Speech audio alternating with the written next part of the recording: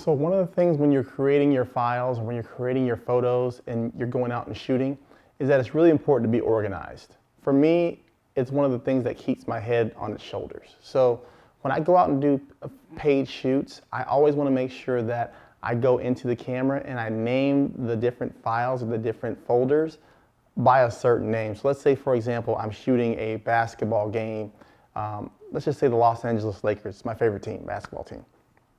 Let's say I'm shooting the Lakers and I'm going in and I'm shooting something else the next day and there's something else the next day, and then I go in after all those days and try to import everything.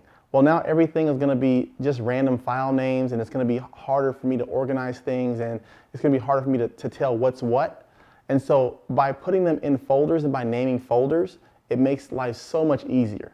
And it can be done so simply. So right now we're going to be doing it on a Canon camera, but just know that all cameras do this if you have Sony, if you have Nikon.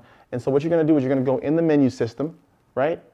And by going in the menu system, you're going to go to the section where it says File Name. When you click on the file name, you're going to see options in there that say change user file. You could put a custom username. So let's say, for example, I was going to name it, I was shooting the Los Angeles Lakers. What I would probably do is change that file name to LAL for Los Angeles Lakers. And then all files that I shoot in there, all photos that I take in there are going to be titled LAL and then a number after that. So that way I can monitor all the files. I can easily batch them all in, and I can easily edit them all later on in post. So that's just something that I think is a really big point that people don't tend to do. You just go ahead and label your files, label your folders. It'll save you some pain and headache in the long run.